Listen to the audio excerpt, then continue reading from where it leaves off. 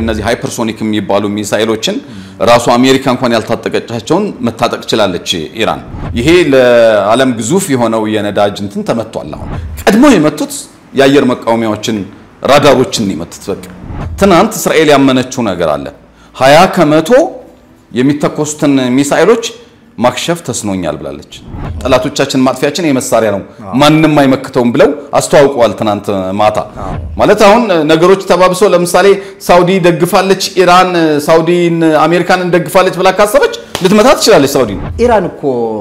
መሪዎቿ እኮ እስካሁንም ድረስ ያሉት ትልልቅ መሪዎቿ እኮ እስራኤልን እናጠፋታለን ከካርታ ላይ ሁሉ እንሰርዛታለን አዎ ቻይና በራሷ የአጉር አቋራጭ ሚሳኤሎቿን ቁጥር 1000 የማድረስ እቅድ ይዛ ነው እየሰራቻለች 700 ደርሳለች ይባላልና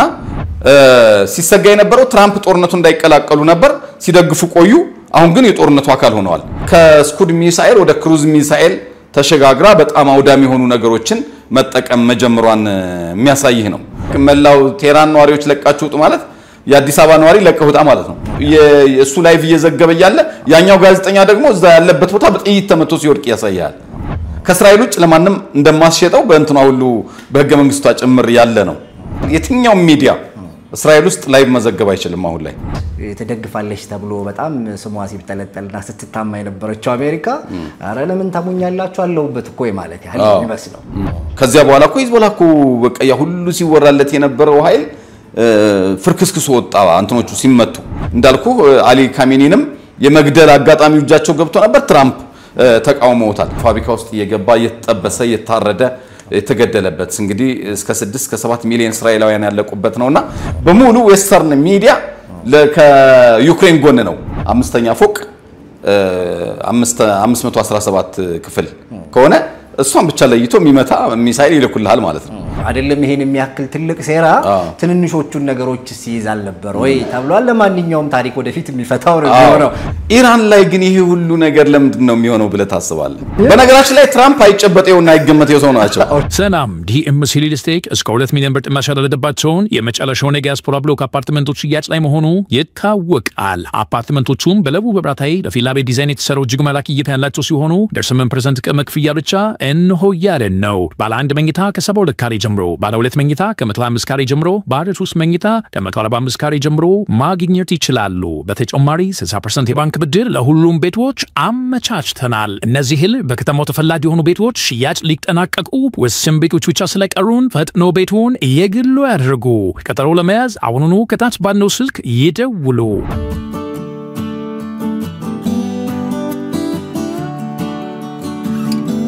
ሰላም ሰላም ጤና ይስጥልን የተወደዳችሁ ያለይታ ቤተሰቦች እንዴት ሰነበታችሁ ዓለማችን እየታመሰች ነው በተለይ መካከለኛው ምስራቅ የእስራኤልና የኢራን ጉዳይ እነዛ ነው ምናምን ምንለው ብቻ ጉዳይ አይደለም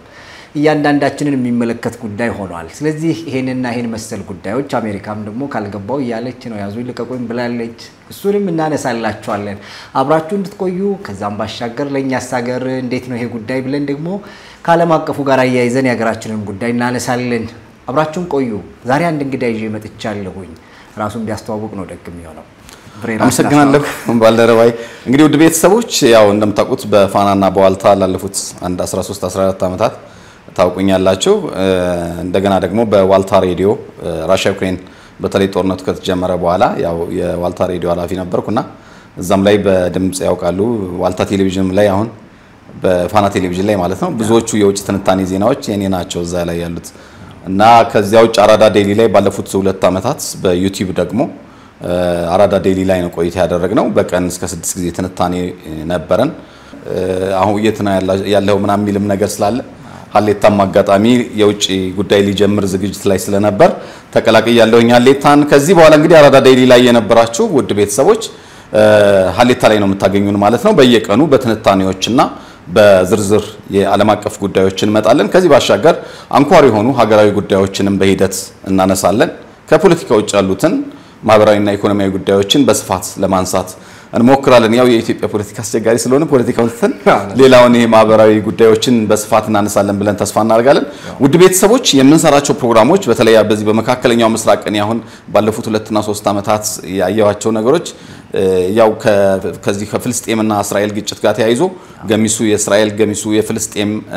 ድጋፍ አለው ነገር ግን ጋዜጠኞች በተቻለ መጠን ኒውትራል ሆነው ነው የሚሰሩትና እሱን እንዲረዱን እንፈልጋለን እኛ እንደገና የሀገራችንንም ነባራዊ ሁኔታ አገራችን ከሁለቱም ጋር ወዳጅ ናት ከኢራንም ከእስራኤልም ጋር ወዳጅ ናት ስለዚህ እኛ እሱን ሐሳብ ያርገን የምንሰራ መሆኑን በዚህ አጋጣሚ እንዲያውቁልን ቀድመን ማሳወቅ እንወዳለን እንግዲህ እንዳልነው ከዚህ በፊትም በተለይ ደግሞ አራዳ ዴይሊ ላይ የምታውቁኝ ውድ ቤተሰቦች በሙሉ እዚህ ላይ ብትመጡ ታገኙኛላችሁ እንደመጣችሁ ወዲያውኑ ሰብስክራይብ አድርጉ ዜናዎቻችንና ፕሮግራሞቻችንን ሰምታችሁ ላይክ አድርጉ በደንብ አድርገን ባልደረባዬ ጋር በየቀኑ እየመጣን ወደ እናንተ ያሉንን መረጃዎች ለማቅረብ ጥረት እናደርጋለን አመሰግናለሁ ብሬ እንግዲህ እንዳልከው ነው የሚዲያ አንደኛው ትልቁ ሚና እንግዲህ ያሉ አሁናዊ ማስረጃዎችንም መረጃዎችንም ይዘን ከባያዝ ነፃ እንዲሆን ማለት የሚዲያ አላማው እሱ ስለሆነ ማለት ነውና የእስራኤልም የፍልስጤምም ወይም የእስራኤልም የኢራንም ምናምን ከሚለው ባለፈ እነሱ ጉዳዮች ሲሄዱ እኛ እንዴት ነው አፌክት የሚያደርገው ምክንያቱም በዚህ ጊዜ የተነጠየ ይኖራሉ የሚባልበት ዓለም አይደለም እኛ እንረዳቸዋለን አሁን ገሚሱ የሆነ አካል ደጋፊ እንደሆነ ገሚሱ የሆነ አካል ደጋፊ እንደሆነና እንደ ተመልካች እናከብረዋለን አስተያየታቸውን እኛ ግን ምንም ነገር ከምናባት ኢንተረስታችን ኢትዮጵያ ምንድነው ኢንተረስቷ የሚለው ነው እኛ ኢትዮጵያዊ ነን ስለዚህ የኢትዮጵያን የውጭ ፖሊሲ ደግሞ ተከትለን ነው የምንሰራውና ኢትዮጵያ ከሁለቱም ጋር በወዳጅነት ነው ያለችው ስለዚህ እሱንም ተከትለን እንደምንሰራ እንዲያውቁልን እንፈልጋለን እውነት ነው እንግዲህ ወደ ጉዳያችን እናምራና የኢራንና የእስራኤል ጉዳይ እንግዲህ አሁን 5ኛ ቀኑን ይዟል ዛሬ እና በጣም በርካታ መረጃዎች ነው እየወጡ ያሉት በየሰዓቱ በሚባል ደረጃ ብዙ ለውጦች ነው ያስተናገደ ያለው በተለይ ደግሞ አሁን አንድ ትልቅ ለውጥ ተደርጓል እንድል እንችላለን በተለይ የጂ7ን ካናዳ የነበረውን ስብሰባ ጄትራምፕ አቋርጠው ወደ ሀገራቸው ተመልሰዋልና የተመለሱበትን ምክንያት አንድ አንገብጋቢ ጉዳይ አለኝ ብለው ብቻ ነው የተመለሱትና ይሄ ጉዳይ ምንድነው የሚለው ነገር ሰምሃው ከሰዓታት በፊት በኋላ ደግሞ እንደዛ ብለው ካሉ በኋላ የቴህራን ህዝብ ኢራንን ለቆ ይውጣ የሚል ደግሞ ነገር ተናግረዋል ሌላም ትዕዛዝ ዘው ላይ ሰጥተዋል እኮ ቪየትናም ያለው የአሜሪካ የጦር መርከብ በፍጥነት ወደ መካከለኛው ምስራቅ እንዲሄድ አዘዋል አሁን እነዚህ ሁሉ ነገሮች እንግዲህ ተገፍተው አሜሪካ ጦርነት ውስጥ እጇን ከተተች ወይ የሚለውን ነገር አምጥተዋል አዎ ምን ነገር እናነሳለን ግን መጀመሪያ አሁን አርብ ዕለት በእስራኤልና በኢራን መካከል ይሄ ግጭት ከመፈጠሩ በፊት የነበሩት ቀናቶች ምን ያሳዩ ነበር የሚለውን ማየት ይቻላል እንግዲህ ብዙ ማስጠንቀቂያዎች ነበሩ ዶናልድ ትራምፕ በቃ ፍጹም ኢራን ኑክሌር ልትታጠቅ አንፈልግም የሚለው ነገር ነበር በኢራን በኩል ደግሞ ልትመታ ነው ልትጀምር ነው ልታጠቃ ነው የሚሉ ነገሮች ነበሩ የአየር ላይ ልምምዶች እየተደረጉ ነው የሚሉ አስተያየቶችን በስፋት እየተሰጡ ነበር እና ታስታውስ ከሆነ አርብ ዕለት ጥቃቱ ሊጀመር ሮብ ዕለት በጣም አስፈላጊ ካልሆኑ በስተቀር እነዚህ ግጭት ያለባቸው መካከለኛው ምስራቅ አካባቢ ያሉ አሜሪካውያን ምናምን አካባቢውን ለቀው እንዲወጡ ምናምን የሚሉና የተለያዩ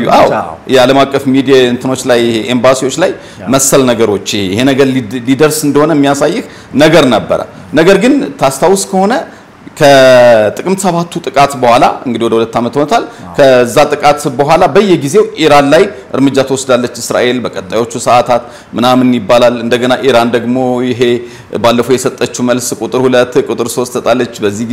ጊዜ የተባለ አይገመት ሆኗል በሁለቱም መካከል የነበረው እና በ72 ሰዓት ውስጥ በእርግጠኝነት እስራኤል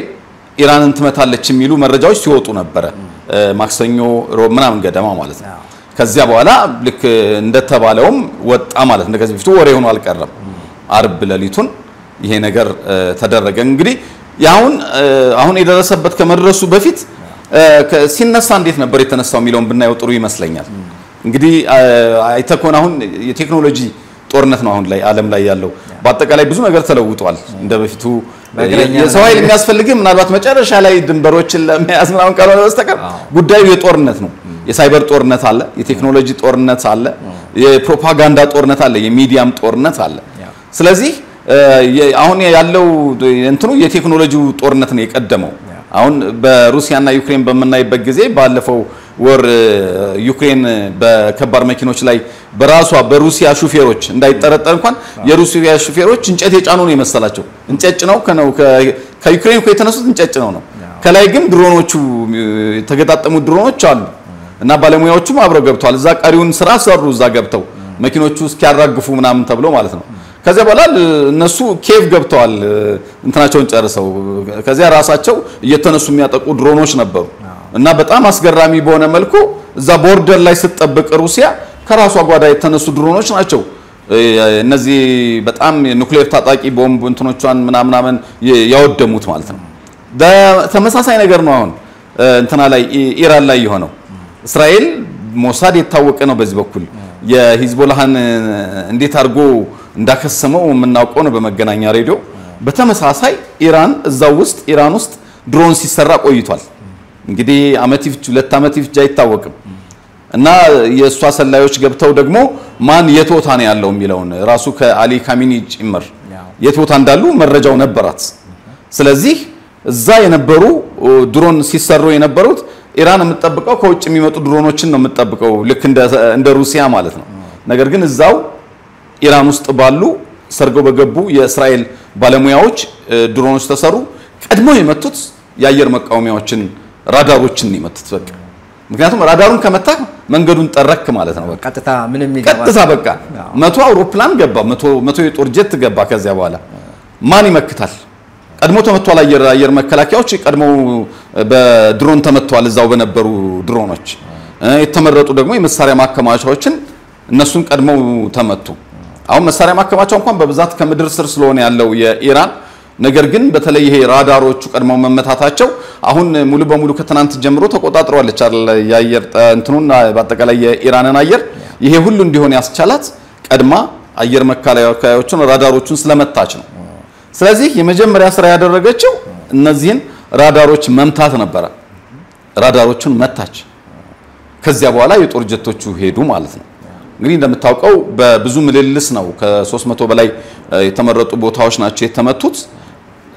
እና እዛው ላይ አየር ላይም ብዙ የመቆየትና እነዚህን ነዳጅ መሙላት ምናምን አለ ነዳጅ የተሞላ ምናምን ነው እንትን የሚለው 1730 ኪሎ ሜትር ነው ያላቸው ርቀት ኢራን እና እስራኤል እና አሁን ቅድም ለምሳሌ የኛን እንደው ለምን ይመለከተናል ብለ ስትል አሁን በቃ አሁን የኛ ጠላት ለምሳሌ ግብጽ አሁን አትዋሰነንም በድንበር አይደል ግን ለኛ መታ ወይ በኤርትራ በኩል ወይ በሶማሊያ በኩል የመጣች ጠላትነቷን ለማሳየት ጥረት ታረጋለች እና በሺ ኪሎ ሜትሮች እንኳን ልዩነት ቢኖርህ ጠላት ካለህ ትጠቃቃለህ ማለት ነው የሚያሳይ ይሄንን ነው እንግዲህ በድንበር አይዋሰኑ ምን አይሉም 1700 ኪሎ ሜትር በአየር ላይ ሄደህ ነው ውጊያው እየተካሄደ ያለው እነሱም ከዚያው ነው በመካከለኛ ርቀት ሚሳኤል አሁን እስራኤልን እየመቱ ያሉት ምክንያቱም የጦር መርከቦ እንትኖቻቸው ጀቶቻቸው አይነሱም የኢራን ነገር ግን በሚሳኤል ነው እና ልዩነቱ እስራኤል ምናምን በአየር ኃይል በመካከለኛው ምስራቅ ነምበር 1 ናት እነዚህኞቹ ደግሞ በሚሳኤል በተለይ እነዚህ ሃይፐርሶኒክ የሚባሉ ሚሳኤሎችን ራሱ አሜሪካ እንኳን ያልታጠቀቻቸውን መታጠቅ ይችላልች ኢራን እስከ 20 ከድምጽ እስከ 20 ፍጥነት ብስ የሚሉ ሚሳኤሎችን መታጠቅ የቻለች ነች ብዙ ጊዜ አሁን ኢራኖች በከመላው ዓለም መንገድ ተዘግቶባቸው ማዕቀብ ምኑ ተደርጎ እንዳይገናኙ ተደርገው ከምድር ስር ሆነው ባሏቸው ሳይንቲስቶች ያውም እስራኤል እየገደለች ሲመቻት መሪዎቹንም ሳይንቲስቶችንም በጣም የሚገርም ፋርሶች በጣም ጠንካራ ናቸው እስራኤሎችም በተመሳሳይ በጣም ጠንካራ ናቸው እስራኤሎችም እንደምታውቀው ለሀገራቸው ያላቸው ስሜት በተለይ ሞሳድ በአለም ላይ አሁን ሌሎችን ማንሳት ትችላለህ ኬጂቢን ማንሳት ትችላለህ ሲአይኤን ማንሳት ትችላለህ ይሄ ኤም16 የሚባለው የእንግሊዙ ልታነሳ ትችላለህ የሌሎች ሀገራትን ልታነሳ ትችላለህ ነገር ግን ሞሳድን የሚያክለው በስለላ የለም ይሄንንም ስራ የሰራው ኢራን ውስጥ ያለውን ይሄ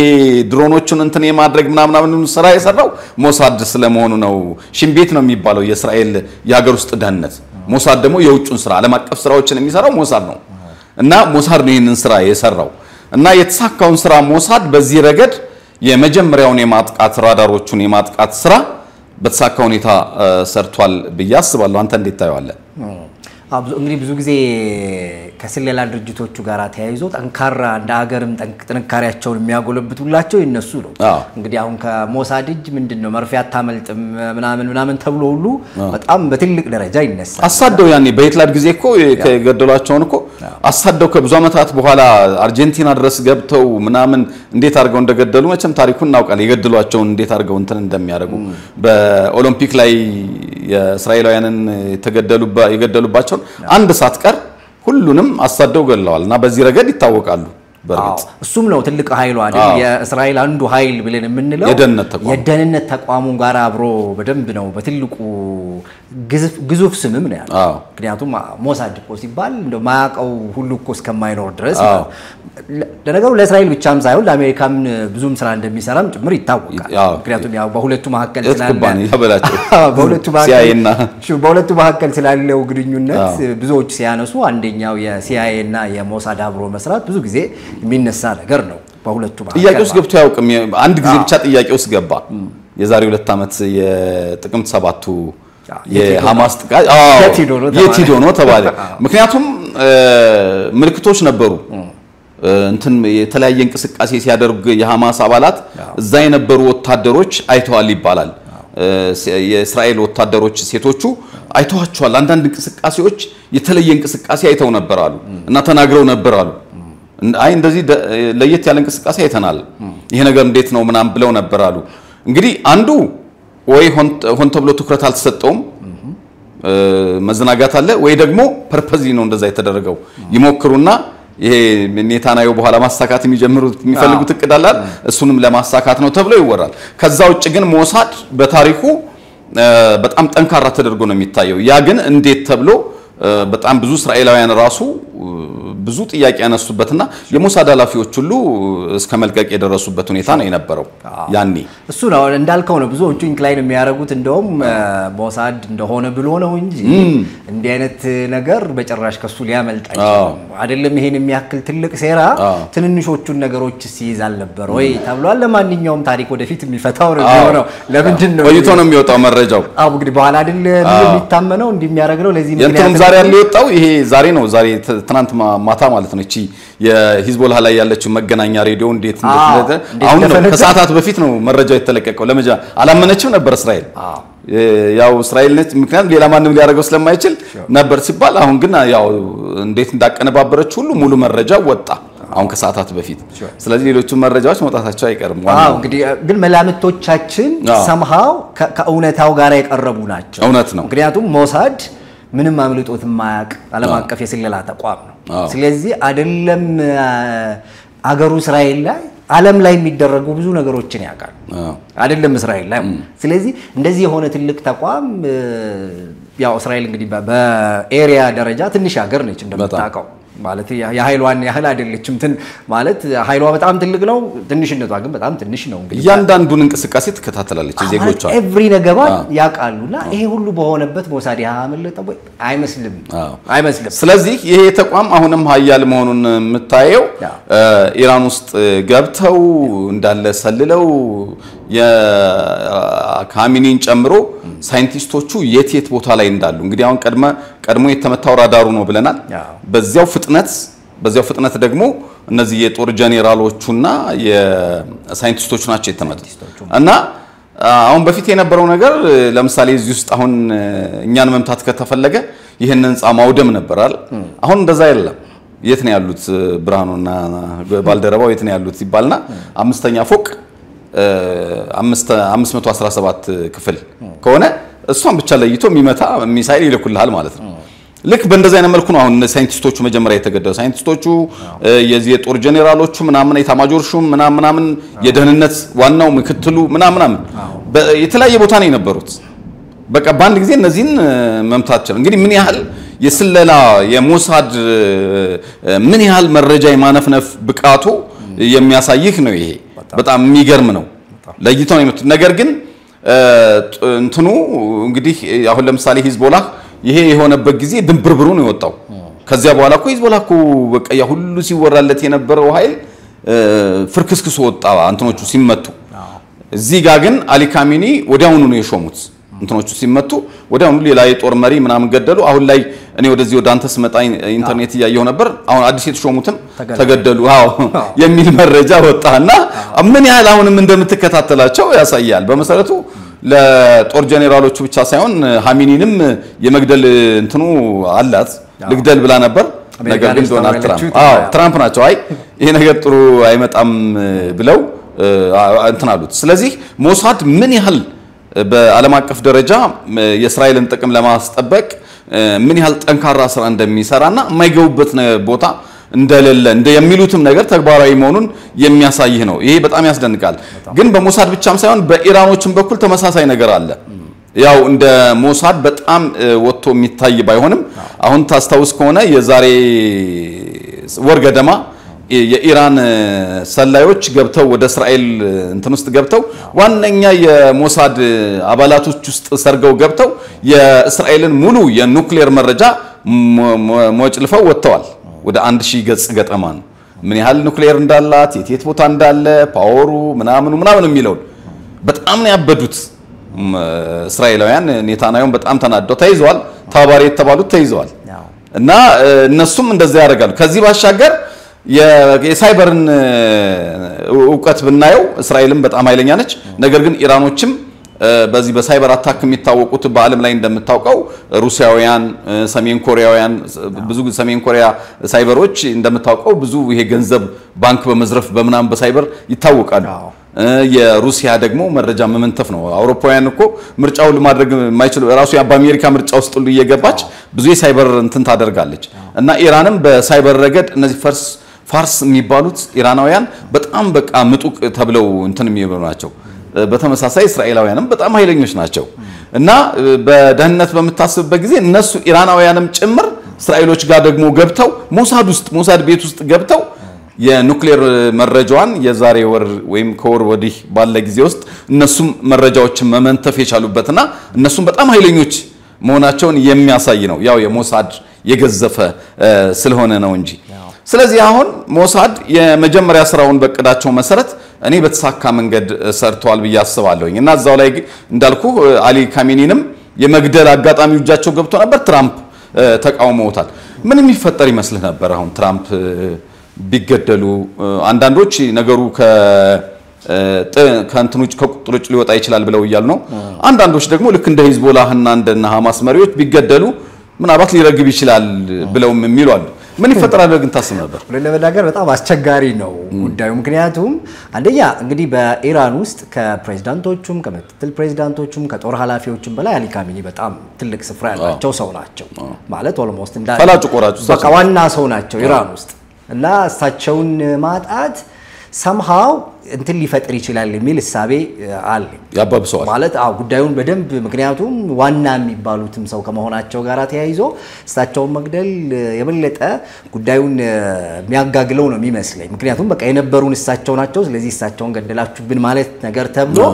ኢራን ደግሞ መሳሪያ በእጇ ነው። ስለዚህ እሱን ነገር ምክንያቱም ዋናው አዛዡ እሳቸው እንደሆኑ ይታወቃሉ የዚህ ጉዳይ። ስለዚህ እሳቸውን ተንካሉ በኋላ አንደኛ ከስር ብዙ ሽኩቻዎች እንዳሉ እንሰማለን። ማለት የእሳቸውን ቦታ ከመያዝ ጋር ተያይዞ ተከፍለው ያሉ somehow ብዙም ባይሆኑ ግን ግሩፖች እንዳሉ ይታወቃል። ስለዚህ ከሱ ጋር ተያይዞ ምናልባት ቀውሱን ከፍ ያደርገው ይሆን የሚለው ስጋት ያመዝናል ይመስለኛል። በሌላኛው ሳይድ ግን ደግሞ ምናልባት ከሳቸው ረገብ ያለ ሰውና ዲፕሎማት ሰው ከተገኘ ምናልባት የዚህ ኒክሌር ጉዳዩን ትንሽ አቀዝቅዘው somehow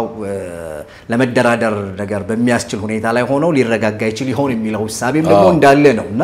ግን አስቸጋሪ ይመስለኛል ጉዳዩ። ሲመስለኝ አንዳንዶች የትራምፕን አይቆይ ለጊዜው እንዳይመቱ የሚለውን ውሳኔ በበሳልነት የወሰዱት አሉ። ምክንያቱም ይህንን ቢሆን አሜሪካ ያው የግድ መግባቱ አይቀርም ከዚያ በኋላ ነገሩ ጥዞ በኋላ እና ሩሲያና እና ቻይናም ደግሞ አስተላለፋለ በኋላ ላይ እናነሳዋለን እሱም ማስገቷቸው ነው የሚል ነገር ተነስቷል። እንደዚህ አይነት ነገሮች አንዳንዴ እንዳልከው ሰፊ አብዮት ሊፈጥሩ ይችላሉ። በሁለተኛ ዓለም ጦርነት ጊዜ እኮ እንደምታውቀው ጃፓን ቻይናንም ሌሎችንም ታስገብር ነበር በወቅቱ እና በዚያኛው በኩል ኃያል የነበረችው ማነው ጃፓን ነው እሷ ነች። በዚህ በኩል ደግሞ ጀርመን ነው እንደምታውቀው ሂትለር ነውና ይሄኛውን የሩሲያ ቀዩ ጦር ነው በርሊን ድረስ ገብቶ ድል የነሳው። በዚያን ጊዜ በሁለተኛ ዓለም ጦርነት ሞቷል ከሚባሉ ወደ 70-80 ሚሊዮን ህዝብ 27 ሚሊዮን ገደማ የሚሆኑት ራሻውያን ስለመሆናቸው ያው ይነገራል በግልጽ። በዚያኛው በኩል ደግሞ በጃፓን በኩል ያለውን ጦር በማሸነፍ ረገድ አሜሪካ ያው ናጋሳኪና ሂሮሺማ ላይ ያን ኑክሌር ጥላ ነው እንትን ያለችው እና ያ እንዲቆም የሆነው ግን ጃፓኖች መጨረሻ ያቀረቡት መደራደሪያ እሺ በቃ ንጉሳችንን እንዳትነኩብን በቃ ከዚህ በኋላ ካቆማችሁ በቃ ባለበት በቃ ሁሉም ነገር የሚቆም ከሆነ እናቆማለን አሉ። እነ ቻይናም እነ ሰሜን ኮሪያም እነ አጠቃላይ ኮሪያ ነበሩ ሁለት ኮሪያዎች ነበሩ እንደምታውቀው ሰሜንና ደቡብ ባሳይባል በፊት ግማሹ በአሜሪካ ግማሹ በሶቪየት እንትን ሳይል እና ያንን ተስማምተው ባለመመታታቸው የጃፓኑ ንጉስ ያው ጦርነቱም ቆመ ማለት ነው የበለጠ እልቂት ሳይፈጠር ስለዚህ እንዳልከው ምናልባት ሀሚኒ ተገለው ቢሆን ነገሮች አሁን አስከፊ ሊሆኑ ይችላሉ ነበር በምናልባት ይሄ በግብር ይውጣ ወይም ደግሞ በውርድንብር እጃቸው ላይ ያለውን መሳሪያ ሌሎች ሀገራት ላይ ለምሳሌ የአሜሪካ ደጋፊ ናቸው ያሏቸው ሀገራት ላይ እንደነ ጆርዳን መሰል ሀገራት ላይ ሊያርከፈክፉት ይችላሉ በጣም የከፋ ነገር ሊፈጠር ይችል ነበር አሁንም ወዴት ሄዳል የሚለው ገና የሚታይ ሆኖ ነገር ግን እንዳልከው አይነት ነገር ሊፈጠር ይችል ነበር ብለን እንተንላለን ለማንኛውም ይሄም ጥሩ ነው ምናልባት ጦርነቱ በማጋዝቀዝ ረገድ ጥሩ ነው ብለን እናስባለን እስካሁን እየተፈጠሩ ያሉት ጉዳዮች ምን ይመስላሉ ከአርብ ጀምሮ የሚሉትን እስኪ እንያቸው እንግዲህ እንደምታውቀው የአንዱ በጣም ያበሳጫቸው ኢራናውያን የሀገሪቱ ምክር ቤት ህንጻ ተመቷል ወድሟል የሀገሪቱ ብሔራዊ ቴሌቪዥን ጣቢያ ትናንት ተመቷል ትናንት ማታ ላይቭ ያቀረበች ነው የሚገርመው በዛው ሰዓት ሁለት ነገር ነው የተከሰተው ልጅቱ ዜና ያነበበች ያለ ስቱዲዮው ተመታ አይታል እንዴት ብላ እንደወጣች እሷን የሆነ አንድ ጋዜጠኛ ላይቭ ጋብዛው የሱ ላይቭ እየዘገበ ያለ ያኛው ጋዜጠኛ ደግሞ እዛ ያለበት ቦታ በጥይት ተመቶ ሲወድቅ ያሳያል ያኛው ዘጋቢው ራሱ በጥይት ተመቶ እየወደቀ ነበር በዛው ቅጽበት ውስጥ ከዛ የሷ ህንጻ ደግሞ ተመታ ያለችበት ነገር ግን ከሰዓታት በኋላ መልሶ ጀምሯል የኢራን የቴሌቪዥን ጣቢያ አሁን እየሰራ ነው ያለው እሱም አንዱ ነበር በሌላ በኩል እንግዲህ ኢራን እንደምታውቀው የዓለማችን በጣም ግዙፍ የምትባል ነዳጅ አቅራቢ ነች በማዕቀብ ምክንያት ነው እንግዲህ ያው እንዳታቀርብ ተብሎ እንጂ በሁለተኛው ኦር ምናምን ደረጃ ላይ ነው ያለችው በነዳጅ ረገድ እና ይሄ ለዓለም ግዙፍ የሆነው የነዳጅ እንትን ተመቷል አሁን በእስራኤል እና ተመቷል ከጥቅም ውጭ ሆኗል እሱም አንዱ ከተመቱት መካከል ነው ቀደም ሲል እንዳልነው የእስራኤል የስለላ እንትኖች ቀድመው ገብተው ምናምን ዋናውን ስራ የሰሩት መጀመሪያ የመቱት የአየር መቃወሚያ ነው እና ራዳሯ በአብዛኛው ከጥቅም ውጭ ሆኗል ትናንት ወደ ማታ ላይ የተወሰኑ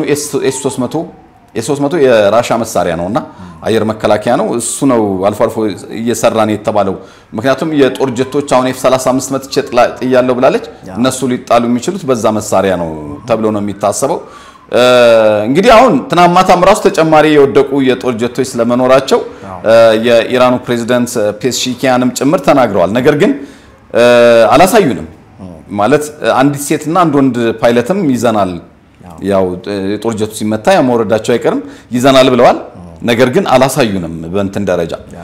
ዝም ብለ ስታይ አሁን ምንድነው እዚህ ጋር ስናቀርብኛ መጠንቀቅ ያለብን ነገር አንዳንዱ ይባላል የሚባላውን ይባላል ነው በርግጥ ሁሉንም ይባላል ብለህና እንደዚህ ተብሏል ብለህ ከማቅረብ ውጪ አማራጭ የለንም ምክንያቱም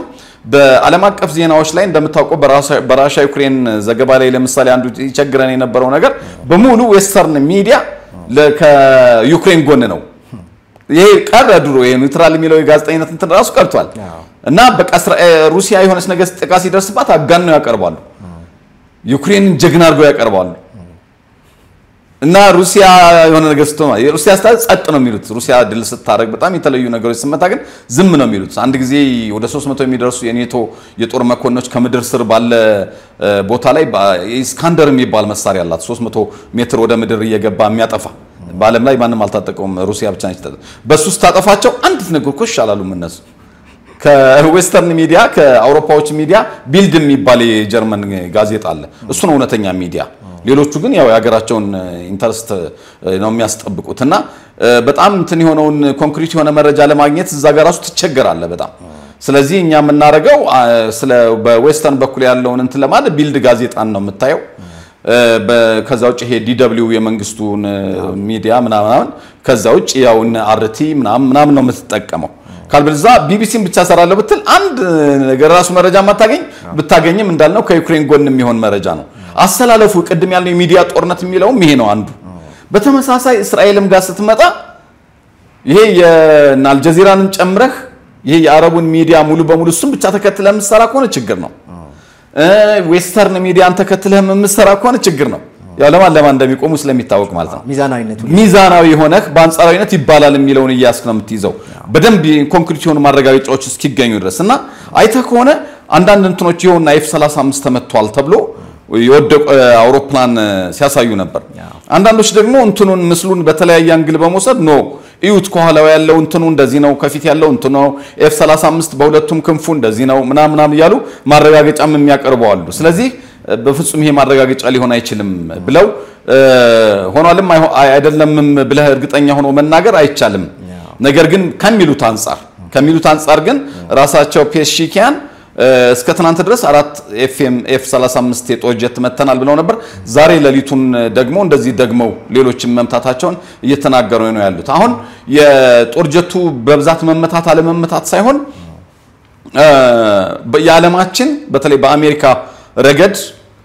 ነምበር 1 የጦር ጀት ነው ከራዳር ውጭ ነው ኑክሌር ታጣቂ ነው F16ም አሁን ኑክሌር እንዲታጠቅ አድርገዋለች ከዩክሬን ጦርነት በኋላ F35 ኑክሌር ታጣቂ ነው ከራዳር ውጭ ነው የሚበረው ማንንም ሊመክተው አይችልም ተብሎ የተሰራ ነው የነ ሩሲያን የነሱን አላቸው ነው ሩሲያም ስለዚህ የነሱን አጌንስት የሆነ በተመሳሳይ ቻይና J30 በተመሳሳይ ነው ከF35 ጋር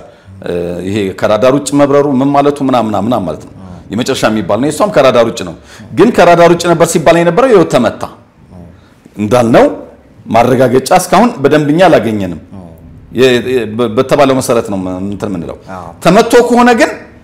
እንግዲህ የቴክኖሎጂ ጦርነት ምን ደረጃ ላይ እንደደረሰ የሚያሳይ ነው ኢራንም የደረሰችበትን ደረጃ የሚያሳይ ነው ማለት ነው እና ለአሜሪካም በጣም ከባድ ፈተና ነው የሚሆነው ምክንያቱም በፍጹም ማንንም አይመታውም ከራዳር ውጭ የሚበር ነው ኑክሌር ታጣቂ ነው የትኛውም ዓለም ላይ የሚበር ነው ተብሎ የተመሰከረለት ነው ከእስራኤል ውጭ ለማንም እንደማስሸጠው በእንትኗ ሁሉ በህገ መንግስቷ ጭምር ያለ ነው እና ይሄ ጦር ጀት ተመቷል ማለት ለአሜሪካ ራሱ በጣም ከፍተኛ እንትን ነው ራስ ምታት ነው በጣም በሩሲያ ዩክሬን ጦርነት ታስታውስ ከሆነ እነዚህ አብርሃምስ ታንክ እና ሌሎችም የእንግሊዝ ታንኮች ምንም በቃ የምድር ድሮን የምድር ምናምን የሚባሉ እዛ ሄደው ምሽክ ነው ያሉት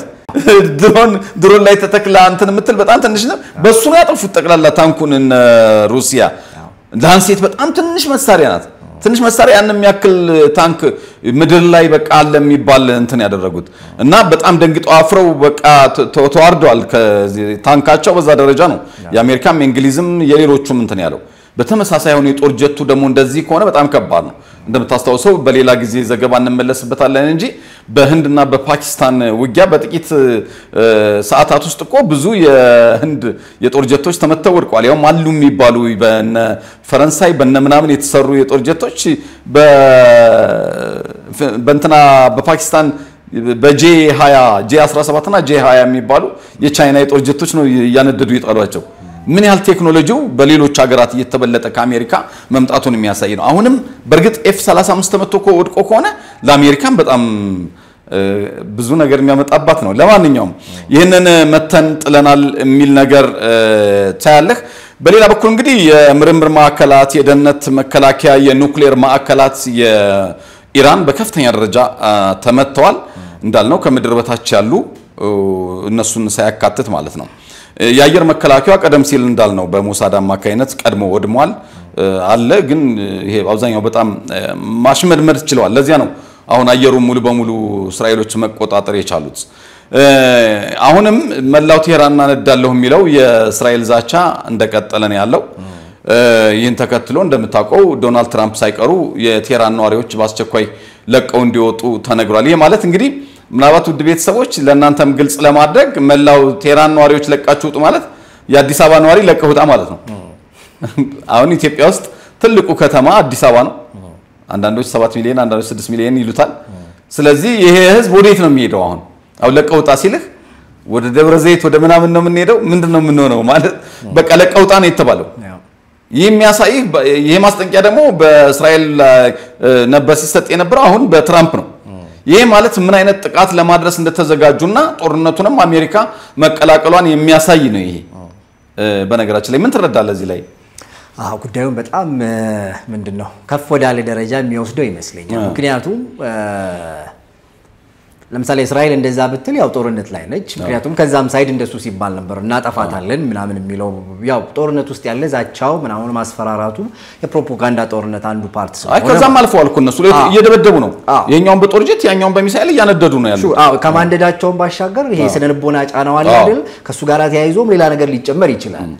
ግን ከዛ ውጪ በሆነ መንገድ የተደግፋለች ተብሎ በጣም ስሟ ሲብጠለጠልና ስትታማ የነበረችው አሜሪካ አረ ለምን ታሙኛላችሁ አለውበት እኮ ማለት ያህል ይመስለው ምክንያቱም እንደዚህ ውጡ አይነት ነገር ማለት አይ አሜሪካ ለምሳሌ ከዚህ በፊት ብለው ነበር አይደል ቅድም እንትናን ስናነሳ ነበር አሊ ሀሚኒ ማለት እንዳትነኩ ብላለች አሁንም ጉዳዩ እንዲቆም ቢፈልግ ኖሮ አሜሪካ ልትል የነበረው ነገር እስራኤልን በቃ ተውና ወደ ሰላም እንምጣ ምናምን የሚባል ይሆናል አይደል ያው የእውነትም ባይሆን ነገሮች ይደረጋሉ እንደሱ አይደለም አሁን ያለው ቀጥታ አደው ነገሩ አይ ስታዩ ግን የትራምፕ እኮ ድጋፍ አሁን በጦርነቱ መኖር ብቻ ሳይሆን በዚህ አጋጣሚ ኢራን ላይ የማያዳግም እርምጃ እንዲወሰድ የትራምፕ ፍላጎት ይመስለኛል እኔ ያው ፍላጎቱ አለ ምክንያቱም የኢራን የኒውክሌር ማብላያው ጉዳይ ሁሉ ጊዜም አሜሪካንን ሰላም እየነሳ ያለው ጉዳይ ነው ስለዚህ ራሷም ጉዳይ አላት አውሮፓውያንም እንደዛው ሰላም ይነሳና ይላሉ ማለት ያው ከነሱ ውጪ ሌላ ሀያል እንዲሆን ያለ መፈለጉ ጉዳይ እንዳለ ነው ሁሌም ቢሆን ግን ደግሞ ኢራን የምታስፈራ ሀገር መሆኗን ያው ዓለም ያውቀዋል ምክንያቱም ሳይንቲስቶቿ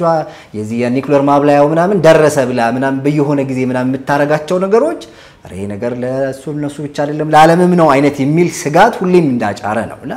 በዚህ አጋጣሚ አሁን somehow ይሄ የሶስተኛ ዓለም ጦርነት ኮንሰፕት በጣም ዴቨሎፕ ይሆን አይደለም ወይ ግን እዚሁ ላይ ማነሳልህ ለምንድን ነው ግን አንተ ዝም ብሎ እንደው ብዙ ጊዜ በሐሳብህ የሚመጣብህ አሁን ለምሳሌ ፓኪስታን ታጥቃለች ህንድም ታጥቃለች ሰሜን ኮሪያም ታጥቃለች ኒውክሌር እስራኤል ወደ 70-80 የሚሆን አረር እንዳላት ይነገራል በግልጽ ግን አለ ይብላ አታውቅም እንዲያውም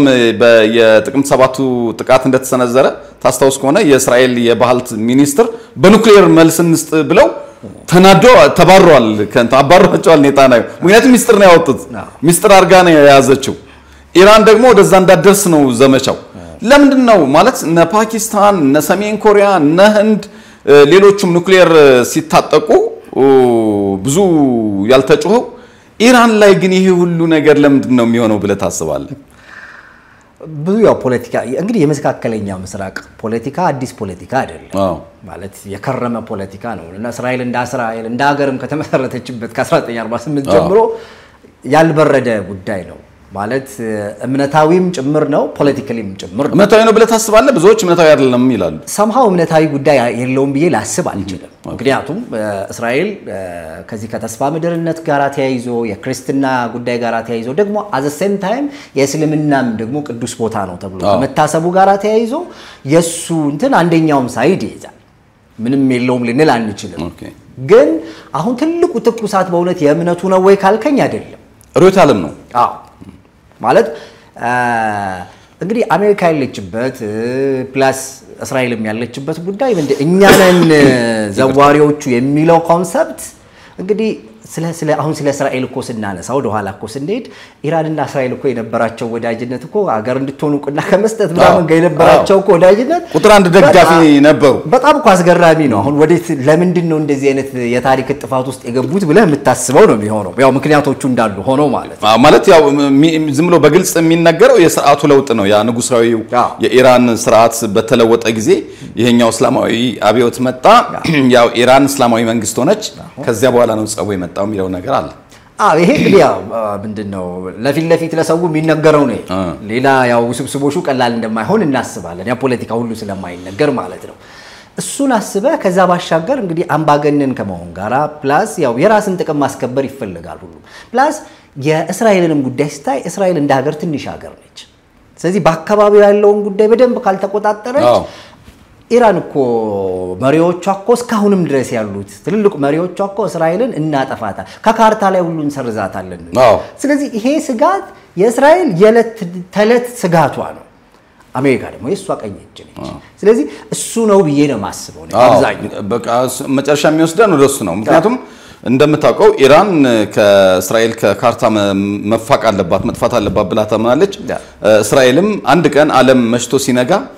ኢራን የምትባል ሀገር ጠፍቶ ያገኛታል ምናምን ይባልና ሁለቱም ለመጠፋፋት የሚያስቡና እንደገና ደግሞ የዓለም ትኩሳትም ነው ቦታው የዓለም ኃያሉ አሜሪካም ኢንተረስት አለበት የዓለም ኢንተረስት ያለበት ነው በሃይማኖት ረገድ ካልን አላቅሳ ቅዱስ የሙስሊም ቦታ እዛ ነው በክርስትናው ቤተልሔምን ጨምሮ ቦታው እዛ ነው ስለዚህ የዓለም ትኩሳት መሆኑ ብዙ ላይገርም ይችላልና የኑክሌሩ ሰዓትም እንደዛ የሆነበት ምክንያት እሱ ነው በሌላ በኩል የናታንዝ የኑክሌር ተቋምም ወድሟል ኢራን ውስጥ እንግዲህ የእስራኤል የኑክሌር ተቋምም በተመሳሳይ በዚህ መልኩ እንደወደመ የሚነገር ነገር አለ እንግዲህ በዛሬ ደግሞ ለሊቱን በሄዚያ የሚገኘው የሞሳድ ቢሮና ሞሳድ እንግዲህ ቀድም ያነሳነው ነው በዓለም ላይ በጣም ጠንካራ የሚባል የስለላ ተቋም ነው የደህንነት ተቋም ነው ስለላ ብቻ ሳይሆን አጠቃላይ የደህንነት ተቋም ነው ለእስራኤል ህልውና በጣም ወሳኝ ነው በዓለም አቀፍ ደረጃ ዲፕሎማሲውን ሁሉ የሚሰራው ሞሳድ ነውና በናታንዝ የሚገኘውን የሞሳድ ቢሮ ዛሬ መትቻለው ነው አውድም ያለው ነው የምትለው ኢራን እንደገና ደግሞ የዛው አካባቢ የጦር መሳሪያ ማከማቻን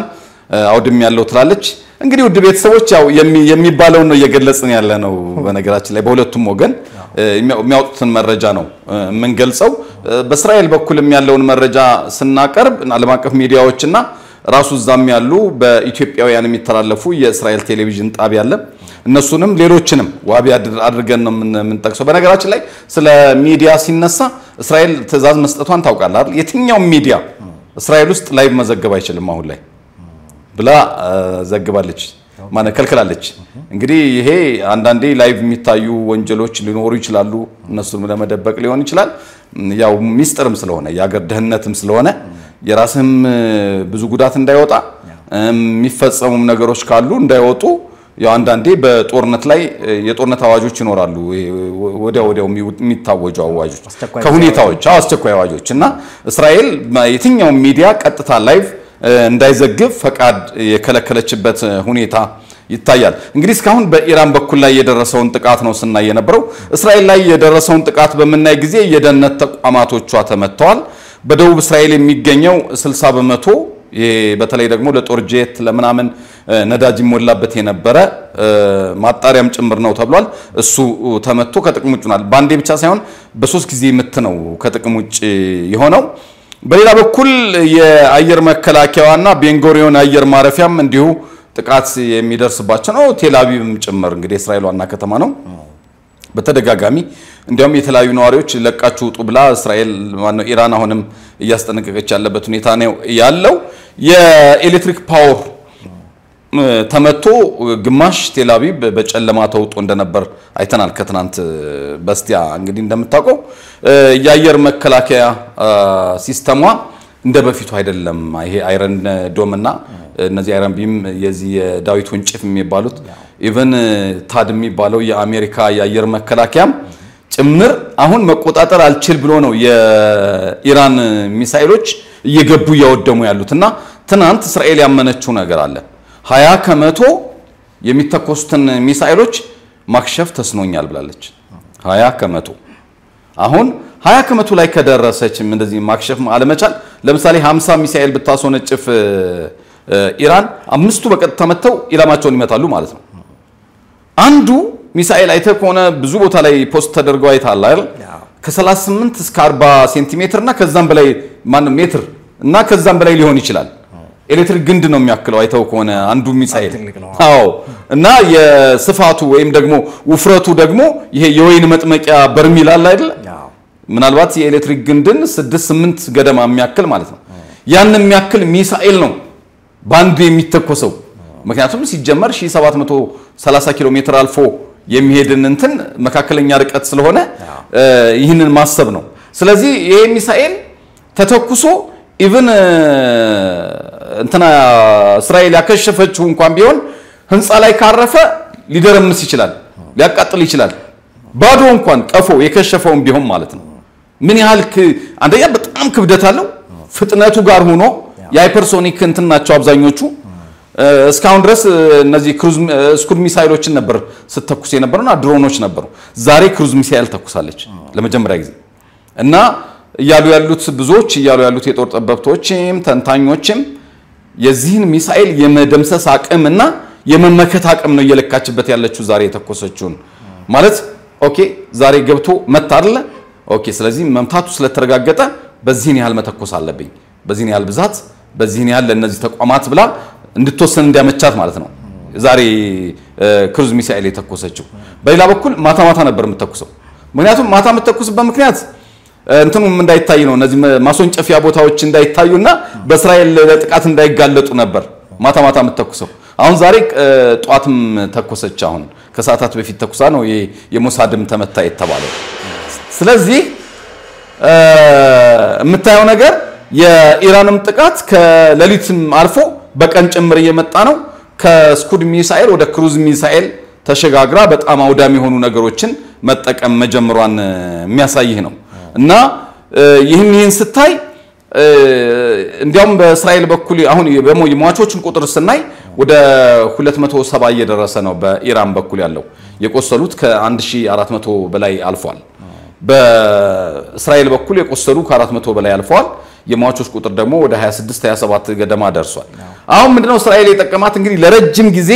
ያው ጠላቶች ያሉኝ ብላ በማመኗና በዚህ ረገድ በጣም በከፍተኛ ደረጃ ቴክኖሎጂ ስለታጠቀች ዜጎቿም በጣም ንቁ ሆነው እየተከታተሉ ያንዳንዱን ነገር የሆነ ቀን የሆነ ነገር ይመጣብናል ብለው በተለይ ከሆሎኮስት እልቂት በኋላ ከሁለተኛ ዓለም ጦርነት ሆሎኮስት እንግዲህ ዓለም የሚያስታውሰው በሰው ልጅ እልቂት ታሪክ የሰው ልጅ ፋብሪካ ውስጥ እየገባ እየተጠበሰ እየታረደ የተገደለበት እንግዲህ እስከ 6 እስከ 7 ሚሊዮን እስራኤላውያን ያለቁበት ነውና ከሆሎኮስቱ እንትን በኋላ እስራኤላውያን ጠንካራ ሆነው አልገባ እንግዲህ በመላው ዓለም ያሉና ተሰብስበው እስራኤልን እዛ ጋር ያቋቋሙትና የሆነ ጠላት እንዳላቸው ስላወቁ የሆነ ነገር ሲፈጠር ግራውንድ ውስጥ ይገባሉ ስለዚህ የፈለገውን ያህል ነገር ቢወርድ ላይ ሞተን ትብለው ከእስራኤል ወገን ሲሰማ ትንሽ ነው የምሰማው ምክንያቱም ከምድር ስር ይገባሉ ትዛዝ ይሰጣል አሁን ለምሳሌ ከኢራን ተነስቶ እስራኤል እስኪደርስ ድረስ አንድ ሚሳኤል ተተኩሶ 10 ደቂቃ 12 ደቂቃ ነው የሚፈጅበት እስራኤል የምትለው ግን ያ ሚሳኤል ወደኔ መተኮሱን ደግሞ ከዛም በፊት አውቀዋለሁ ገና ወይ እንግዲህ የተቀባበለ ያለ በዚህ በሳይበር በመናምን ይመስለኛል የምታውቀው ስለዚህ አሁን ደውል ሲደወል በፍጥነት ሰው የትም ቦታ ቢሆን ይገባል ግራውንድ ላይ ስለዚህ ይመጣል ይፈነዳል ሲፈነዳ ሰው ያገኝ ብዙ ግን አይተ ከሆነ ብዙ ህንጻዎች ወድመዋል ብዙ መኪኖች ተቃጥለው አይተናል ቴልአቪቭም ቢሆን ስለዚህ አሁን እንደዛ ባታረግ ነው በግራውንድ ውስጥ ባታረግ በጣም ብዙ ሰው ያልቅ ነበር እልቂቱ በጣም ከፍተኛ ነበር የሚሆነው እና አንዱ ይሄ እስራኤል ከበፊት ጀምሮ ስታረገው የነበረው ይሄ ዜጎቿን ከምድር ስር ማመጠበቅ በጣም ተሳክቶላታል ብዬ አስባለሁኝ በጣም ጥቂት ሰው ብቻ ነው የተጎዳባት ከዛ አንፃር በጣም ይሄ አካሄዷ በጣም ተሳክቶላታል ብዬ አስባለሁ ነገር ግን አጠቃላይ የኢራን ደግሞ በፍጹም አሁን ስታስበው በጣም እንትን ስላልሆኑ ጎረቤታሞች ስላልሆኑ በ1700 ኪሎ ሜትር ርቀት ላይ የሚገኙ ስለሆነ በጦር አውሮፕላንና በሚሳኤል ነው ጭፍጭፉ እየተካሄደ ያለው ይህንንም ራሱ ኢራን ተዘጋጅታበት በዚህ ደረጃ እስራኤል እኔ ላይ የሆነ ጥቃት ብታደርግ አንድ ቀን በጥላትነት ሲታዩ ስለነበር እኔም ልመታ የምችለው ይሄ ነው ብላ ከምድር ስር ተዘጋጅ ለብዙ አመታት ቆይታ አሁን ያደረገች ያለው ነገር በእንትን ደረጃ ስታየው ለሷም የተሳካላት ይመስላል ምክንያቱም ቀድሞ አየር ኃይሏ ወድሟል ራዳሯ ወድሟል ከምድር ስር በመታሰነጭፈው ሚሳኤል ነው አሁን ቴልአቪቭን እንደዛ ያሸበረች ያስጨነቀች አለችው እና በአጠቃላይ ነገሮቹ እስራኤልም ላይ ኢራንም ላይ ያሉት እስካሁን ወድመዋል እና እንደዚህ ሆነዋል የሚባሉት እነዚህ ናቸው እንግዲህ ቅድም እንዳልነው በዚህ መሃል የኢራንም ይሁን የእስራኤል የኑክሌር ተቋማት ላይ ጥቃት ቢደርስም እስካሁን ግን አሁን ለምሳሌ የተለያዩዋል የምርምር ተቋማት ይኖራሉ ምናልባት ደግሞ ይሄ ለኑክሌር አጋዥ ሆኑ ነገር የሚሰሩበት ሊሆን ይችላል የተመታው እንጂ ይሄ የራሷ እስራኤልም የኢራንን የኑክሌር ዋነኛው እንትኑ ያለበትን ማብሊያው ያለበትን እሷም ልታገኘው አትችልም ብለው ነው የሚሉት እንጂ ቢገኝና ቢመታ ራዲዮ አክቲቭ እና ሌሎች ንጥረ ነገሮች ወደ ላይ ይወጣሉ መካከለኛው ምስራቅ በሙሉ ምናልባት ብዙ ከሆነ ደግሞ በአጠቃላይ ሊያሰጋ ይችላል ምክንያቱም ያው ኑክሌር እንደምታውቀው የሆነ ቦታ የሚፈነዳ አይደለም አየር ነው የሚቀይረው ዝናብ ይሆነ ነው የሚመጣው እንትኑ ቦምቡ ዝናብ የሆነ ጭረሩ ምድሩን ሁሉ ይቀይራል ምናምን ይበክላል ውሃው የለም ምናምን ነው የምትሆነው አየር የምትስበው አየር ያን አየር የሳብከ ነው የምትሞተው እኮ መቶም ያፈነዳ አይደለም አዎ ያው የእንትናን ምንድነው ጃፓን ላይ የነበረው እንደዛ እስከ ቅርብ ጊዜ ድረስ የሚወለዱ ልጆች እኮ ብዙ ነገራቸው የተበላሸ ነበር የሚሆነው አዎ እና በአየሩን በሙሉና ምድሩን በሙሉ በጣም ከባድ ነው እንትኑ ስታስብ ሰቅጣጭ ነው ለዛ ነው ፍራቻው ዓለም አቀፍ አቶሚክ ኤጀንሲ እስካሁን ባለው ችግር የለም ያፈተለከ የለም አንድ ጊዜ ብቻ ነው ራሻ ውስጥ የሚሰራ ኑክሌር ተቋም ውስጥ አፈትልኮት ይላል አዎ ረሳውት ቦታውንና ትንሽ ነው አፈትልኮ የወጣው እኮ እና ዓለም እንዴት ተጨንቆ እንደነበር ይታወቃል እና አሁን ብዙ ጊዜ ቀልድ ይመስላል አሁን ይሄ ዛፖሪዥያ የሚባለው ዩክሬን ውስጥ ያለው አንዱ አሁን ሩሲያ የተቆጣጠረችው የኑክሌር ማብሪያ በአውሮፓ ትልቁ ነው ለኤሌክትሪክ ማመንጫ ነው የሚጠቀሙት ነገር ግን በኑክሌር ኃይል ስለሆነ የሚሰራው ያ ቢመታ መላው አውሮፓን ያጠፋል የሚባል ነው ግን ብዙ ጊዜ ወደሱም ተተኩሷል በተለይ ቮሎዲሚር ዜሌንስኪን አጥሶ ማጥፋት ስለሆነ አላማው አንድ ቀን ያረጋዋል ብዬ ነው የማስበው እና ያው ተያይዘ ግን ተጣፋለህ ከባድ ነው እና አንዱ አሁን ስጋት ምንድነው በሁለቱም በእስራኤልም በኢራንም በኩል እስራኤል ያው መታጠቋ ይታወቃል በቅርቡ ደግሞ በተለይ የኑክሌር ተቋማቶቿን በተመለከተ መረጃ መመንተፍ በመቻሏ በደህንነት ኃይሎቿ ኢራን ብትመታውስ ብዬ ነው ሰጋለሁ አንተ እዚህ ጋር ምን አይነት ስጋት አለህ በጣም ከባድ እንግዲህ ጉዳዮቹ በጣም እየጠነከሩ ከሄዱ ምንድነው አንድ ብዳ አይጠፋም ይባል ይል እና እንደሱ አይነት ነገር ከተደረገ በጣም ከባድ ነው የሚሆነው ምክንያቱም አጥፍቶ ነው የሚጠፋው ጉዳዩ ማለት ለሌላው እንትን አርጋው እኛ ሴፍ እንሆናለን የምትልበት አይደለምና እሱ ነው እንግዲህ አሁን ብዙ ዓለምም ጉዳዩን ጆሮውንም አይኑንም ልቡንም የተከለበት ምክንያት የሁለቱ ጦርነት መሆኑ ሳይሆን ምክንያቱም ብዙ ጦርነቶች ሆነዋል ዓለማችን ለጦርነት አዲስ አይደለች ግን የትልልቆቹ ጦርነት ሲሆን አሁን እንዳልነው በእግረኛ ምናምን በጦር ጀት ብቻ አይደለም ወደ ኒውክሊየር ነው የሚሄደው እንግዲህ የመጨረሻው እሱ ነው ስለዚህ እነሱ ጉዳዮች ባልሆነ መንገድ ከተነካኩ ለዓለም የሚያመጣው ነገር በጣም ከፍተኛ ነውና ስጋቱ እንዳለ ነው ስቲል ስጋቱ አለ አንዳንዶች ምን ይላሉ ስጋቱ እስራኤል ከተመታች ነው ብለው ይላሉ ምክንያቱም እስራኤል መታጠቋ እርግጠኛ ስለሆነ ማለት ኑክሌር መታጠቋ ይታወቃል መታጠቋ ብቻ ሳይሆን አንዳንዶቹ ብዛቱን 70 ነው 80 ነው አረሩ ምናምን የሚሉ አሉ እና ታክቲካል ነው ወይስ አህጉር አቋራጭ ነው የሚለውንም መተንተን ባይቻል ሁለቱንም እንደታጠቀች የሚናገሩ አሉ እንግዲህ ታክቲካል ኑክሌር በነገራችን ላይ በመድፍ እና በታንክ በሚመስሉ መተኮሻዎችም ሊተኮስ የሚችል በጣም ትንሽ ከሚባል ደረጃ ጀምሮ ነው የተለያየ ነው ታክቲካል ኑክሌር እና አንድ ታክቲካል ኑክሌር ስተኩስ የጦር መርከብን ብቻ ለመምታትም የሆነ ኳስ ሜዳ የሚያክል የጦር ቤዝን ለመምታት ብቻ የምትጠቀሟቸው ታክቲካል ኑክሌሮች አሉ ለምሳሌ ሩሲያን ብታይ 2000 ገደማ ነው ያላት ታክቲካል ኑክሌር በተቃራኒው ደግሞ አሜሪካ 200 ነው ያላት እና አሁን ለምሳሌ በህንድና በፓኪስታን መካከል ምን ያህል ታክቲካልና ምን ያህል አገር አቋራጭ አለ የሚለውም ግልጽ አይደለም ምናባት አብዛኛው ታክቲካል ሊሆን ይችላል ምክንያቱም ሁለቱም ራስ በራስ ለመጠፋፋት ስለሆነ ምናባትም በዚህ ደረጃ የሚፈራው ሰሜን ኮሪያ ነው ኪም ጆንግ ኡን ሃውሱንግ 17 እና ሃውሱንግ 18 የሚባል አሜሪካንን ከተሞች በሙሉ የሚመታ ነው የታጠቀው አህጉር አቋራጭ ነው የታጠቀው ቻይና በራሷ የአህጉር አቋራጭ ሚሳኤሎቿን ቁጥር 1000 የማድረስ እቅድ ይዛ ነው እየሰራቻለች 700 ደርሳለች ይባላልና ዲኤፍ 41 እና ዲኤፍ 50 የሚባለው አሁን በቅርቡ የሰራቸው አለ እና እንዲያውም አሁን ካሁኑ ጠላቶች ያለቻቸው እና የአሜሪካ ከተሞች ላይ ምናምን ደቅናት ነው አለች እንደምታውቀው ራሻ ራሱ ሰይጣንቶም ይባል ሳርማት ኑክሌር አላት በአንድ ጊዜ 16 ከተሞችን የሚያጠፋ 50 አካባቢ ደቅናለች ይባላል እና እነዚህ አህጉር አቋራጭ አላቸው ካሉበት ምንም የጦር ጀት ምናምን ሳያስፈልጋቸው መምታት የሚችሉ የነ ህንድና የነ ፓኪስታን ግን የጦር ጀት የሚያስፈልገው አይነት ታክቲካል ኑክሌር ነው ጥለኸው የሆነ አካባቢን የሚያጠፋ ነው የእስራኤል ከዛ ውስጥ ምን ያህሉ ነው አይታወቅም ግን ታጥቃለች እና በኑክሌር ፓወር ስታየው መካከለኛው ምስራቅ ላይ የእስራኤል የተረጋገጠ ነው በደንብ በቃ የታጠቀች ሀገር ነች ስለዚህ እሷ ላይ የሚደርሰው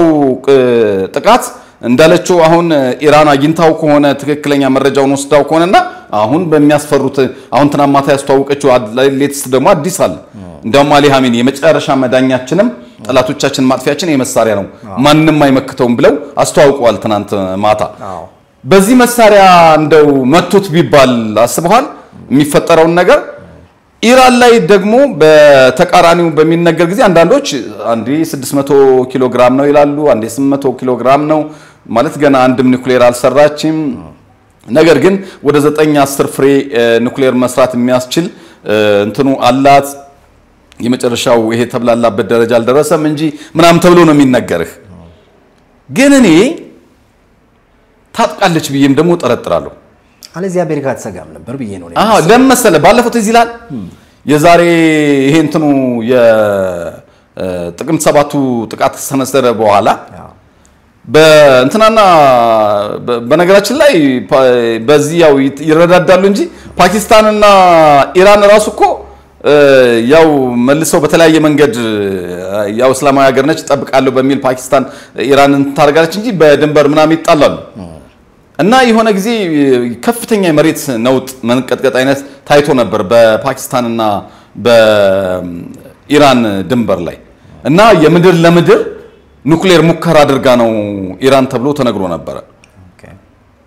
እና ተዚህ ልክ ሆነ የኑክሌር ተቋማችንና ነዳጅ ካምፖቻችን የሚመቱ ከሆነ ምላሽ የምንሰጠው በኑክሌር ነው ብላ ነበር እንዴት አለች ሳይኖራት እንዴት ልትል ትችላለች እና እኔ ያኔ በቃ ታጥቃለች ብዬ ነው የደመደምኩት ነገር ግን አንቶኒዮ ብሊንከን ያን የአሜሪካው የውጭ ጉዳይ ሚኒስትር በጆ ባይደን ጊዜ የዛሬ ዓመት ገደማ ነው ተመልከት አንድ ሳምንት ነው የቀራት ብሎን ነበር ኢራን ኑክሌር ትታጠቅ አንድ ሳምንት ነው መቼ ነው ያለን የዛሬ ዓመት ማን ያለን አንቶኒዮ ብሊንከን የአሜሪካው የውጭ ጉዳይ ሚኒስትር አመት አልፎታል ታዲያ አንድ ሳምንት ኮኔ ቀራት እስከዛሬ ሳታጠቅም ስለዚህ እኔ ጥርጣሬ ይሄ ይሄን ያህል ፐርሰንት ምናምን የሚለው ሳይሆን እሷም ታጥቃ ሊሆን ይችላል ኢራን ብዬ ነው ማስበው እና የመጨረሻው ነገር በዚህ ኮንፊደንስ ደረጃ ወደ ውጊያ ሲገቡ ያው አሜሪካም ጋር እንደሚዋጉ ያወቁት ነው የገቡት መጨረሻው ነገር ካለ ይሄው ኑክሌራችን ታጥቀናል ብለው የሚያፈነዱት ይመስለኛል ምክንያቱም ትናማታ እሳቸውም ካሚኒ ይሄው የመጨረሻ እንትናችን መዳኛው መሳሪያችን ብለው ያወጡት አዲስ መሳሪያ ስላለ ምናልባት ኑክሌር ማለ ሊሉ ይችላሉ ብዬ ነው ተጠረጥራለሁ እንግዲህ ምንድነው እነዚህ ነገሮች ደግሞ አሁን ያስከተሉ ያሉት ገና ካሁኑ የሚለው ነገር ወዴት ያመራል አንዱ እኮ የሚያስጨንቅ እኮ እንደዚህ አይነት ዓለም አቀፍ ጉዳይ በሚሆን ጊዜ ዓለም ቀምሶታል መቼም በሩሲያ ዩክሬን ጦርነት ታስታውስ ከሆነ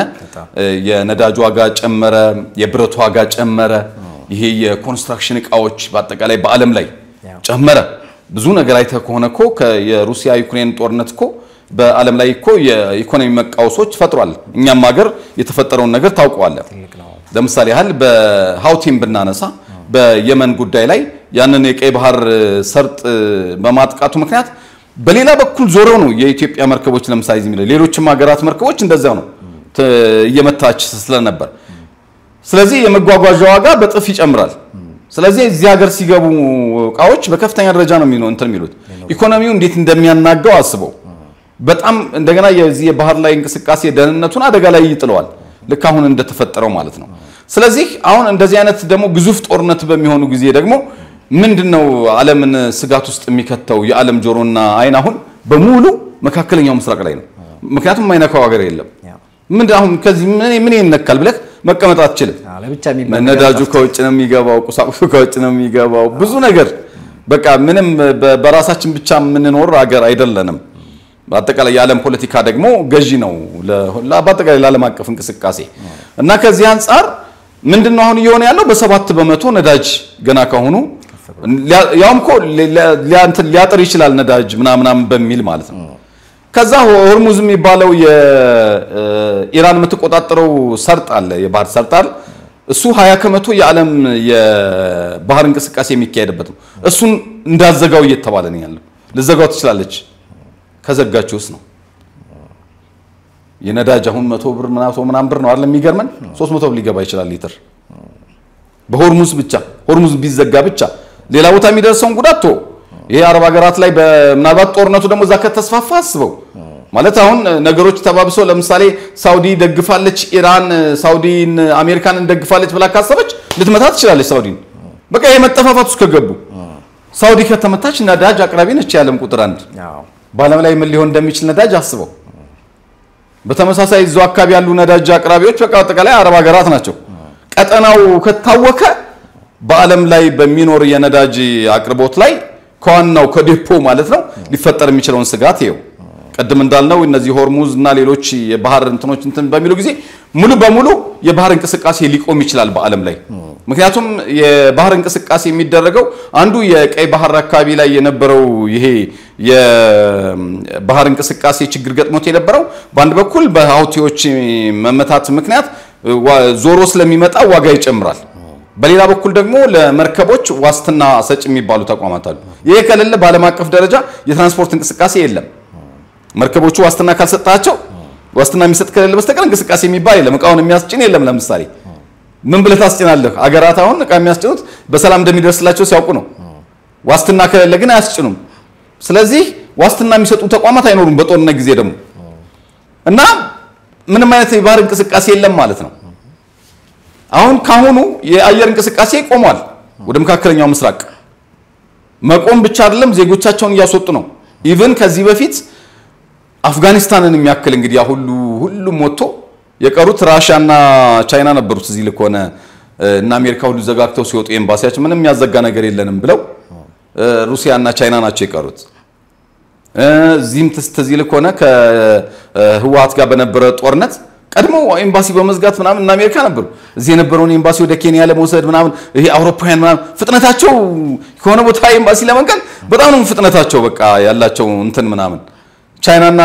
ሩሲያ ግን ምንም ኢትዮጵያ ውስጥ የተፈጠረ ምንም ነገር የለም ምንም የሚያዘጋን ነገር የለም ነው የሚሉ በፈለገ ጦርነት ውስጥ ቢሆን እንኳን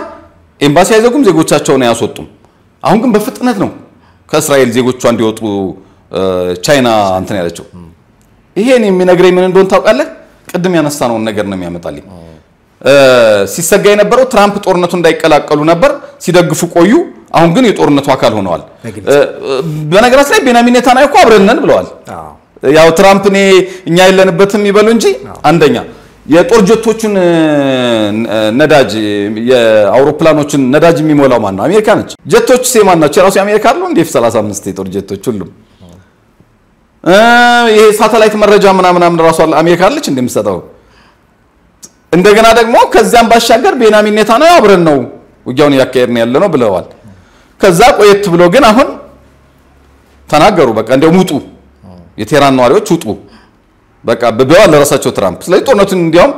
ተቀላቅለው በደንብ እየመሩት ነው ማለት ትችላለ ስለዚህ ቻይና ዜጎቿን ከእስራኤል በፍጥነት እንዲወጡ ያዘዘችው ምናልባት በግልጽ አጋርነቷንም ስላሳየች ለኢራን ልትቀላቀል ይሆን ወይ ነው የምትለው እኔ እንደዛ ይመስለኛል አንተ እንዴት ይመስላል ሩሲያም እንደዛ ሰሜን ኮሪያም ፓኪስታንም እንደዛ ስላሉ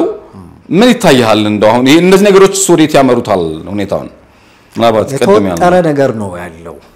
ማለት ብዙ ስጋቶች እየተደራረቡ መጥተው ከዚህ በፊትም እኮ ብዙ ስጋቶች ነበሩ አይደል ይሄ ሶስተኛ ዓለም ጦርነት ይመጣ ይሆን አይነት የሚሉ ስጋቶች ነበሩና አሁን እንጃ 10 ጉዳይ 5 ጉዳይ ላይ ሳንሆን አንቀርም የሚለው የበለጠ ጉዳዩን አንያ ተጨባጭ ምክንያቱም እንደው በተለያየ ምንድነው እንግዲህ ፖለቲከኞች እንደምታውቀው ሁሉ ነገር ቀጥታ ይናገሩ ምክንያቱም የሀገር ሚስጥርም ነው ከዛ ባሻገር ማደላደል የሚፈልጓቸው ቅድመ ሁኔታዎች ስለሚኖራቸው ማለት ነው አሁን ግን እንግዲህ ትራምፕ ያው እብደቱም ስትራቴጂክ አጋርነቱም እንዳለ ሆኖ በግልጽ ተናግሯል ማለት የቴህራን ነዋሪዎች ውጡ ከዚህ በኋላ ማለታቸው ነው እና ያ ብቻ አይደለም እንትና ቪየትናም ያለው የደቡብ ቻይናን ሲጠብቅ የነበረው ምናልባት ከቻይና ጋር ውጊያ ቢነሳ እዋጋበታለሁ ያለችው ግዙፍ የጦር መርከብ ከብዙ የጦር ጀቶችና አውሮፕላኖች ጋር በፍጥነት ወደ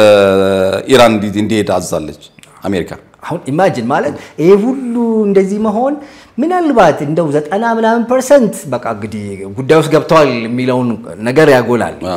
somehow ግን በዚህ አይነት መንገድ አሜሪካን በቃ ልትገባበት ነው በሚል ምናልባት ሽሽት ተደርጎ ሰላም ይመጣ ይሆን የሚለውን ሳይኮሎጂካል ጌም ሊጫወቱ ይሆን የሚል የሆነ ሩም አለኝ ኢራኖች ወደ ኋላ ይላሉ የሆነ ሩም አለኝ which means አሜሪካን ከተደረበች ምናምን ቆይና አብረደው ነገሩን ምናምን ወደሚል ምክንያቱም ኢራን ተፈርማለች በቅርቡ ምናምን ይያሉ ስለነበር ትራምፕ እኔ ትራምፕ በነገራችን ላይ ትራምፕ አይጨበጠውና አይገመተው ሰው ናቸው ለምሳሌ ያለ አይተኮነ በቻይና እና አሜሪካ የንግድ ጦርነት ጊዜ ሺጂፒንግ ደውሎልኝ አውርተናል እና ከኛ ጋር መነጋገር ይፈልጋል ምናምን ቶሎ ብሎ የቻይናው የውጭ ጉዳይ ሚኒስቴር መስሪያ መግለጫ ነው የሰጠው አላልደወልንም እና ከዚህ በፊትም ተስማምታለች ኢራን እኮ በቃ እንትማን ለማቆም ተስማምታለች ሁሉ ብለው መግለጫ የሰጡበት ሁኔታ አለና ትራምፕ አይገመቴ ናቸው አንዳንዶች ደግሞ እንደ ሀገር መሪ የሳቸውን ሐሳብ ለመውሰድ የሚቸገሩ አሉ በቃ እንደፈለጉ ናቸው ይሄ ምን ለሚባል ዘመናዊና ምን የልቡን ይናገራል አይነት ነገር ልክ እንደዛ ናቸው ብለው የሚያስቧቸው ሰዎች አሉ እና እንደመጣላቸው በመናገር ይታወቃሉ በተለያየ ነገር ላይ እንዴ አልኩ እንዴ ይላሉ የሆነ ነገር ብለው እንዴ እኔ አልኩ እንዴ ለምሳሌ ዘለንስኪንን ትዝይል ከሆነ ይሄ በቃ አምባገነን መሪ አጭበርባሪ ምናምን ብለው ከዛ ለሰላም ስምምነት ሲጠሩት እኔ ግን አጭበርባሪ ነኝ አምባገነን ነኝ ሲላቸው ማን አለ እኔ መቼ ያሉት እና ስንት ነው የሚያደርጉት እና ስለዚህ ትራምፕ የሚሉት ሙሉ በሙሉ ማለት በየትኛው መንገድ ግን ለእስራኤል ያላቸው ድጋፍ ዓለም የሚያውቀው ነው ደግሞ የኔ ያህል ጦር አንቀሳቅሰ ምን ብለህ ምናምን የለውበትም ልትላ አትችልም በብዙ መንገድ ድጋፍ እየሰጠ ማለት ነው እና እዚህ ላይ እኔ ተጠራጠርኩት አሰላለፉ እየተቀየረ መጥቷል ብዬ ያሰብኩት ቻይና መግለጫ ስታለች ትናንት ይሄ ጦርነት ካሁኑ ከፍተኛ ደረጃ እየጎዳይ ነው ጥቅሜን ነክቷል ስለዚህ ዜጎችን በፍጥነት መውጣት አለባቸው አሁን ጥቅሜን ነክቷል አለች ቀጥሎ ዜጎቼ በፍጥነት በ24 ሰዓት መውጣት አለባችሁ ከእስራኤል አለች አሜሪካም እኮ የሆነ ሀገር ላይ እርምጃ ልትወስድ ስትል ጥቅሜን ለማስከበር ብላ ነው መገባው እስራኤል በጣም የሷ ወሳኝ ጉዳይ ስለሆነች መካከለኛው ምስራቅ ላይ ጥቅም ስላላት ነው አሜሪካ ከወዳጆቻችን ጋር እንቆማለን እኮ ነው የምትለው ስትሰለፍ እኮ ከወዳጆቿ ኢራቅ ውስጥ ስገባ እኮ ኩዌትን አንተርሳ ነው የገባቸው በተመሳሳይ እዚህ እስራኤልን አንተርሳ ነው መካከለኛው ምስራቅ ላይ መገባው ለምን ጥቅሟን ለማስከበር አሁን ቻይናም እያለች አለች ጥቅሜ በአጠቃላይ በከፍተኛ ደረጃ ተጎድቷል በዚህ በትንሽ ቀን ጦርነት ብላለች ስለዚህ እንትን ተርሶ ነው ዜጎችን ማስወጣው ብላለች ዜጎቿን ካስወጣች በኋላስ አይ የሚነግርህ ነገር ይሄ ነው ዜጎቿን ካስወጣች በኋላስ ነው ሩሲያም በዩኤን ስብሰባ ጭምር አውግዛለች የአሜሪካን የእስራኤልን ድርጊት ሁለቱ ሀገራት አንድ ቃል ኪዳን አላቸው በነገራችን ላይ ሩሲያና እስራኤል ያ ቃል ኪዳን በሁለተኛው ዓለም ጦርነት ጊዜ መጨረሻ ላይ የቀሩትን የእስራኤል ሊገደሉ ሆሎኮስት ያ እንትኑ ጋር በናዚ ሊገደሉ የነበሩትን ያው በርሊን ገብተው የራሻ ጦር ቀዩ ጦር ድል ባደረገ ጊዜ ተርፈዋል እዛ ከሞት የተረፉአሉና ከዚያ በኋላ ሁለቱ ሀገራት ላለመጠቃቃት ማለት በየትኛው መንገድ በቀጥታም ባይሆን በሶስተኛው ግንም ላለመጠቃቃት ኪዳን ነገር አላቸው እስራኤልና ሩሲያ ነገር ግን ደግሞ ወዳጅ ሀገር የሚባል አለ አሁን በቀጥታ አይደለም በተዘዋዋሪ ግን ሊወጋጉ ይችላሉ ምክንያቱም ቀጥታ አይዋጉም እንጂ በሌላ ሀገር ውስጥ ግን ሊዋጉ ይችላሉ ይህንን ደግሞ በዩክሬን አይተነዋል በዩክሬን ጊዜ እስራኤል በነገራችን ላይ ይሄ አይረንዶምና ሌሎቹ እንድሰጥ ተጠይቃ ነበር መስጠት ፈልግ ነበር ግን ያ የሁለተኛ ዓለም ጦርነት እንትንም ቃልም ስላለ እንደገና ራሻ ደግሞ እንደዚያ ከሆነ ለነ ኢራን መሳሪያ ተሰጥብኛለች በሚል ፍራቻም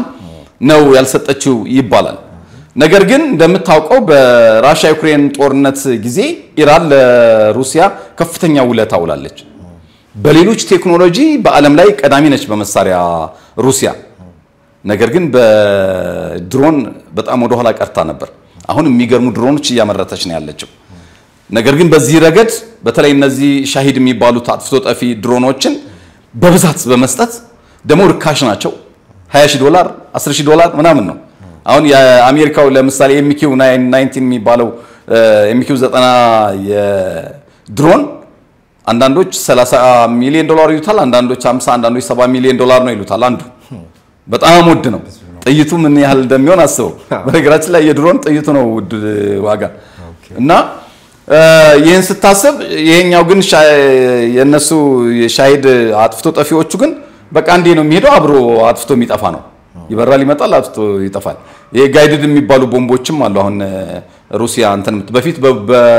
በእንትን ውስጥ አርጋ በአውሮፕላን ነበር የምትወረውረው ሂዳ የሆነ ቦታ ላይ ልቅድም እንዳልነው ታክቲካል ኑክሌር እንዳልነው የሆነ ቦታ የሚጣል ነበር አሁን ግን ክንፍ ሰርታለት ቦምቡን በቃ ኦን ስታረገው ሂዶ ራሱ አጥፍቶ ይጠፋል ማለት ነው በጣም ጋይድድ ቦምብ በጣም ብዙ ሺ